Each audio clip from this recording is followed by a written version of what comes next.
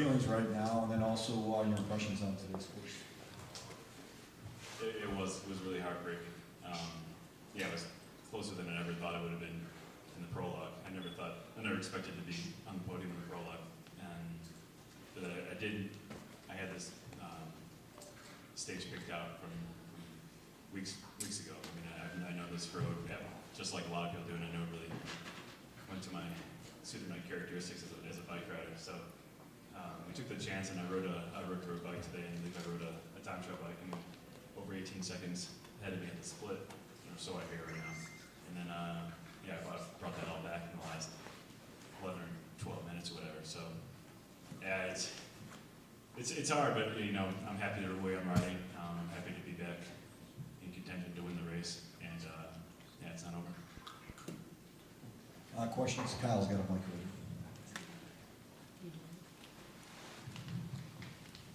Christian, can you tell us about whether you had the chance to preview the course this morning or at some point, and what you thought about it before you left the start houses this morning, what the tactics were? Yeah, I trained for the Tour de France here 10 years ago, actually, for a couple of weeks, and I stayed right across the street from here at my friend's house. And so, yeah, I've ridden it many, many times in hail and snow and sunshine. And but yeah, I got to go check it out this morning. That was the first time I had ridden my bike with the drop bars, with the cow horns and the aero bars. So, but yeah, I got to check it out, and it was a great atmosphere out there. It was like a pilgrimage of everyone, pretty much all half of Denver riding their bikes up there. So it was neat to get a part of that, be a part of that. And then the crowd, of course, downtown Vail was just blew my mind. I had the chance to just kind of soak it in and look around, and there's not so many times in my career where I've had the 2 minutes to look around and everyone starts beating down the barriers and things like that. So I'm glad it didn't go too crazy off the start line. Leonard? What was your reasoning on selecting a road bike? Would you do it the same way next time? I don't know. It's really, I think it's 50-50 because there was even times on 3 or 4K to go where I was still going over 40K an hour on the hill, in the bar. So I don't know. I really don't know. I mean, my bike is light. I have one of the largest road bikes in the world. We try to take advantage of that today. So it was my bike with disc wheel and bars and everything was still under 7 kilos. So whereas my time trial bike's 8+. So it's kind of fat, so yeah, we thought the climb was going to be more advantageous, or a bigger deal to take advantage of than the flat. And I don't know. It's still a toss-up. Who knows? Maybe if I even know to put an Aero water bottle on, who could have the difference just the time chip being on your back instead of your front wheel and just rolling, pushing across the line. So I mean, there's I could go coulda, woulda, shoulda until happy hour's over. Christian, can you tell me a little bit about the strategy on the course? Obviously, you're at altitude. Is it harder to come longer for effort at altitude and this is you don't blow up? Yeah, totally. I mean, yeah, I didn't. You can't go too crazy, especially like this. Even getting out of Vail Village, you could have. There's a little ramp getting out there, and you can either go like above your limit right away. So yeah, I like courses with undulation. I usually get out of the saddle a lot and push it really hard, but I had to really kind of reserve myself today as far as that goes, because once you go over the red line at altitude, it's pretty much courteous. So yeah, I didn't push it too hard on some of the early ramps. Christian, you've got 3 more days to go. How are you sizing up things now? A lot of people thought this was going to be the great decider day, but everything's pretty close now.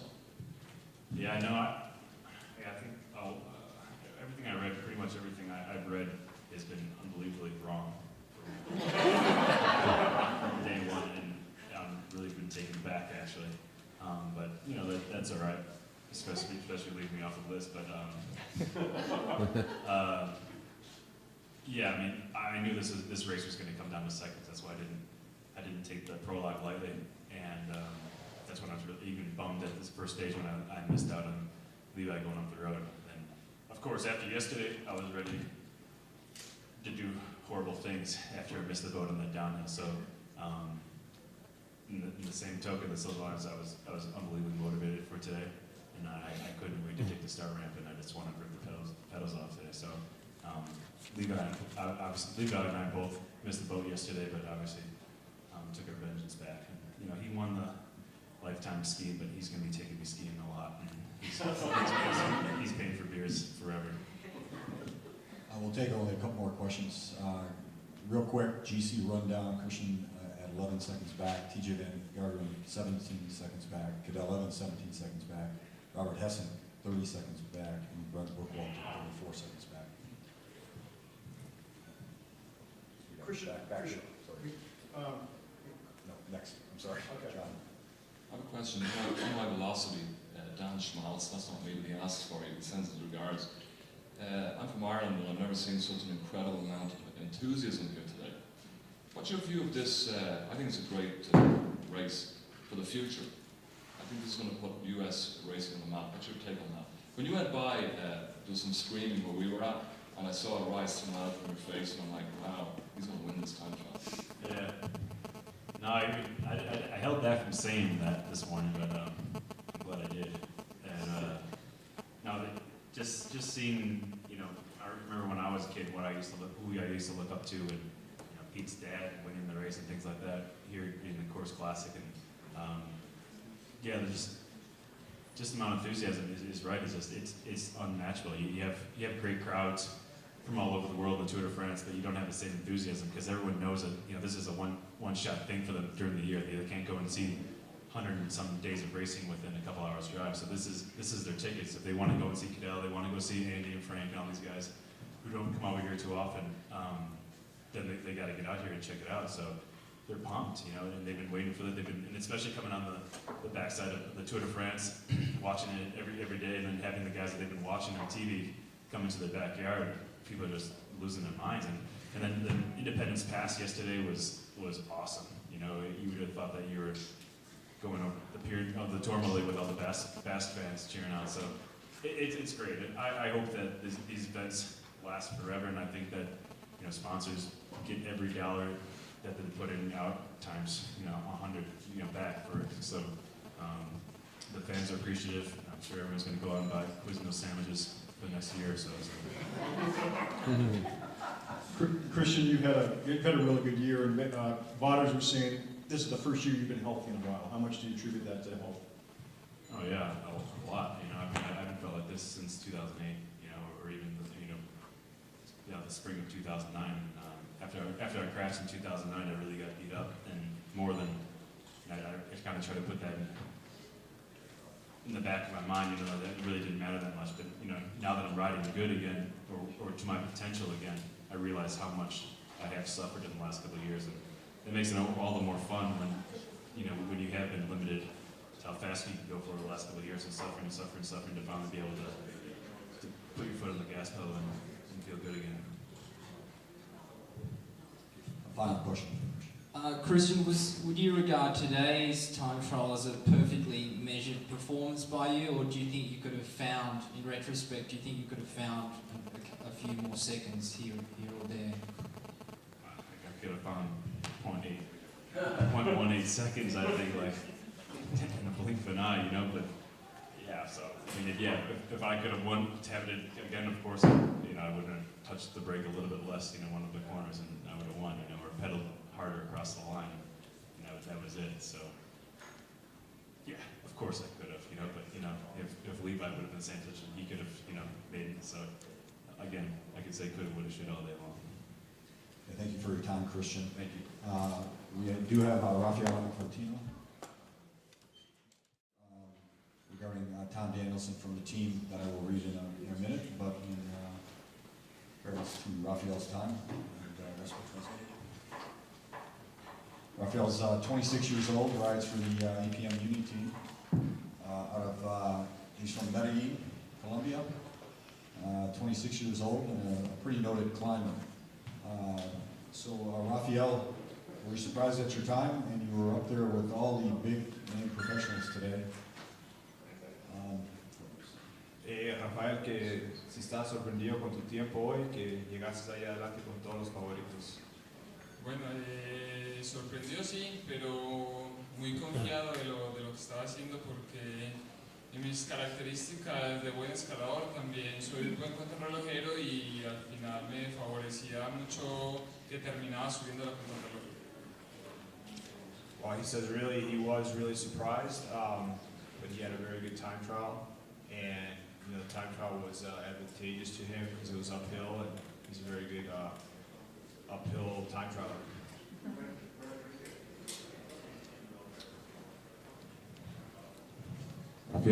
¿Cómo sentiste cuando tú estabas cruzando la línea?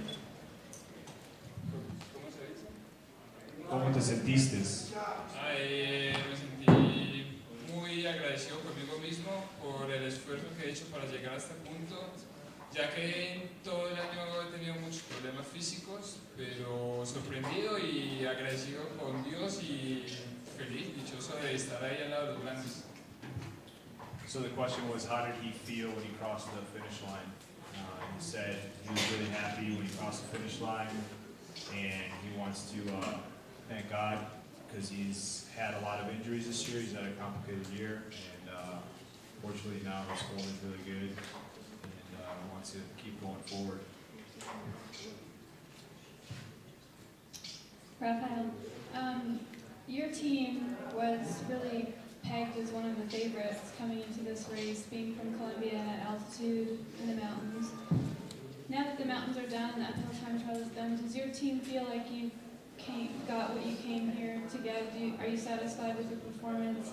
With 3 days left, do you think you can move up in the GC? Rafael, que el equipo estaba señalado como uno de los favoritos acá. Ahora que ya se ha terminado la montaña y ya se ha terminado la escalada, que si cree que todavía tiene posibilidades el equipo de subir más posiciones en la general. Bueno, de subir más posiciones puede ser un poco difícil, nunca no hay nada imposible, pero al menos estamos ya contentos de que el equipo se ha visto, que hemos mostrado que somos fuertes no solo en la montaña, sino en las pruebas de contrarreloj, de que somos un equipo combativo que siempre busca las fugas, estar en protagonismo. Pero el resultado con esto yo creo que estamos muy satisfechos y buscaremos siempre ganar de aquí al final otro poco más y si se puede mejorar siempre. So, to better the GC placings of the team, he says from now on it might be difficult, but of course nothing's impossible. He said that he's pretty happy that the team has been very combative in all the stages. They've been in breakaways. They did today a very good time trial, and going to be looking for opportunities in the upcoming stages to keep getting results. Okay, thank you, Rafael. Thanks. I'd like to introduce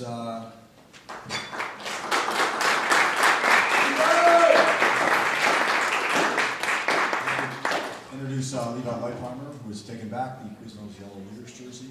Once again, time 25:47.08. So, Levi, did you expect it was going to be this close? And give us your impression of the time trial itself and the fans out there. Well, no, you never expect it's going to be a half a second. I suspected Christian was going to be my strongest competitor. He looked very strong yesterday, and I think like me, he was a little bit upset after what happened yesterday. I mean, just with ourselves, the way the race played out. So I knew he would be motivated, and I've said it a couple of times already, but I consider Christian and I to share this victory. We're good friends. We're neighbors in Spain, and we've both been doing this a long time. We've been in the trenches for more than a decade now over there, and like I said, I think the old guys are showing that we still got it, like George said yesterday. Questions? Levi, you said that after your performance yesterday, coming down off Independence, you found motivation. Did you also find any motivation from remarks made at yesterday's press conference? Sure. I mean,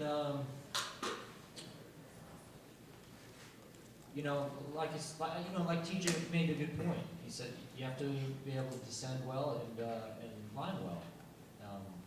I made a mistake of not taking a rain jacket at the top, and I wasn't doing very well when the rain came down from the descent, and I was having problems handling my bike. And so, the point he makes is absolutely fair, that if you make a mistake, then somebody's going to take the race lead from you. But it definitely motivated me for today. So much has been talked about the rematch between the Schleck brothers and Cadell Evans. What's your response to that, and how do you play it out as a team for Radio Shack? Well, I think the point is that it's a big deal to have the Tour de France podium of Cadell Evans and the Schleck brothers here at the race, and we're lucky to have them. But at the same time, it's a little unfair to expect out of any of us to win all the time. I mean, those guys went super deep in July. They give it everything they had. And since then, they've had a lot of commitments. Cadell has flown around the world. He's been to Australia. He's done a number of appearances. And for him to show up and be in the shape that he's shown, to be in the top 10, I think and as well as the Schlecks, is proof to how great of riders they are, and they're true champions. And like I said, I think we're lucky to have them here because they brought a lot of attention to this race, and that's the real point. Yeah, we've seen you cross the finish line a lot of times with a lot of intense looks on your face, but today had to be the most serious. So can you characterize for us what you were thinking in your mind once you got inside the barriers? There's not a lot of thought besides, please God, let this be over with.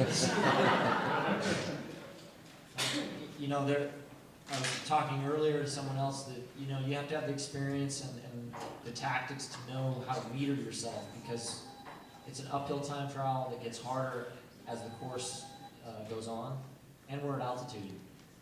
But even though I held back a little bit at the beginning, I was finished with 1K to go. I mean, I was absolutely done, and the fans helped me get through, and the fact that I knew I had the best split time helped me. But that last K really, really hurt. I mean, it's difficult to put into words. You just, you have to get on your bike and try it for yourself, because afterwards, obviously, it's what I love to do, and it makes me who I am, and I wouldn't trade this job for anything, but man, that hurt. 3 more questions. Levi, last week on that conference call, I thought you said that you thought that the rider who won Val would finish in Denver as the leader. Do you still feel like that way? And what do you handicap the last 3 days of the race? Well, I think that the chances are high, but now that I'm in this position, it's different. You definitely now I'm on the defensive, right? I'm not on the offensive anymore, and these next 3 days are daunting for myself and for my team. But we're very motivated. I gave the jersey up once, and I'm telling you, I really don't want to give it up again.